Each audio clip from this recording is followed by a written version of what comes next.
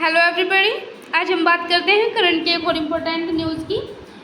Agro terrorism fungus से कैसे हो सकता है किसी देश में अनाज का संकट, और चीन ने जो है अमेरिका के खिलाफ साजिश रची है।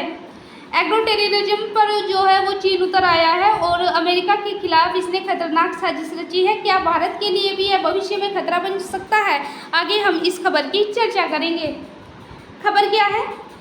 जो अमेरिका की FBI है उसने 2 चीन के नागरिकों को गिरफ्तार किया है। एग्रो टेररिज्म का आरोप है इन पर।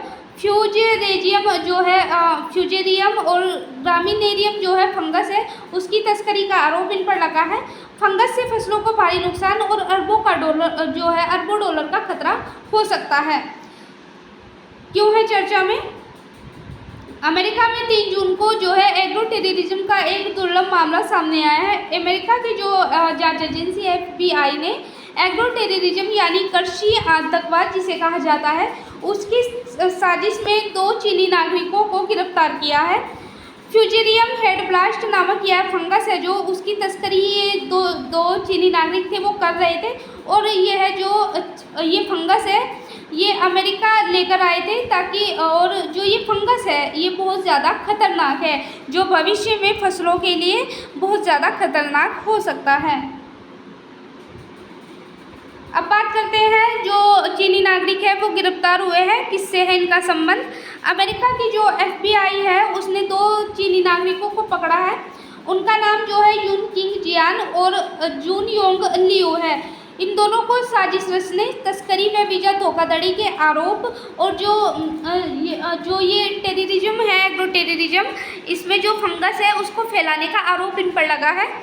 आरोपियों का कहना है, पूछताछ में FBI ने बताया कि जब पूछताछ उनसे हुई तो उन्होंने बताया कि उनका संबंध चीन की कम्युनिस्ट पार्टी से है और इस फंगस पर जो है वो रिसर्च कर रहे हैं और इस रिसर्च के लिए चीन से उन्हें आर्थिक मदद भी दी जा रही है।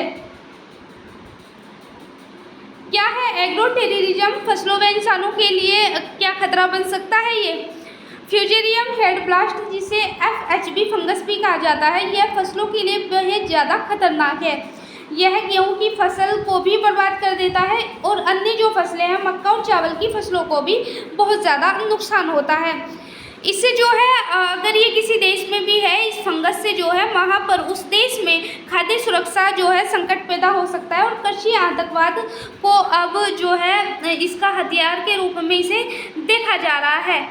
यह फंगस छोटे छोटे छिद्रों से जो है पौधों में प्रवेश करता है और जिससे जो है फसल है वो खराब हो जाती है, और क्योंकि यह पूरी फसल में फैल जाता है छिद्रों से और यह बहुत ज़्यादा जहरीला बन जाता है, और जिससे जो पदार्थ है जो फसल है वो भी जहरीली हो जाती है और फिर इसके सेवन से जो है इंसानों में विभिन्न प्रकार की बीमारियां और उल्टी के जो अगर इसके लक्षण की बात करें तो उल्टी के लक्षण इसमें उत्पन्न हो जाते हैं। इसमें एक जेरालेनोन भी एक बैक्टीरिया होता है जो जानवरों की प्रजनन संबंधी समस्याएं पैदा कर सकता है।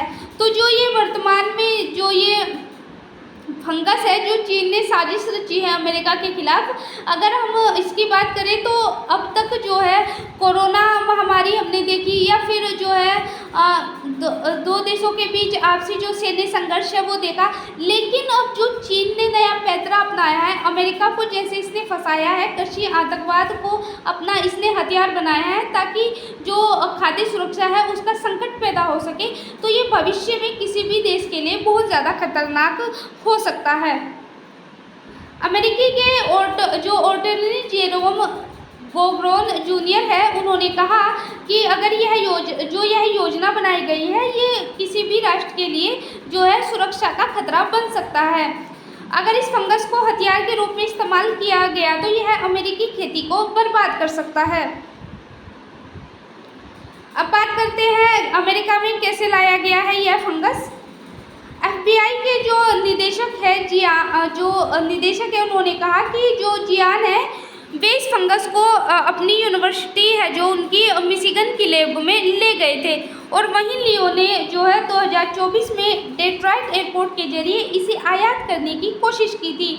जांच में पता चला है, जो FBI ने जांच की है उससे पता चला है कि जियान का संबंध चीन की कम्युनिस्ट पार्टी से है और चीन सरकार से ऐसे वायरस पर शोध करने के लिए उन्हें पैसे मिल रहे हैं। तो जो चीन है वो अब जो है कई सारे, जैसे कोरोना महामारी को हमने देखा, या फिर जो बीमारियां हैं, अलग अलग प्रकार की बीमारियों को हमने देखा।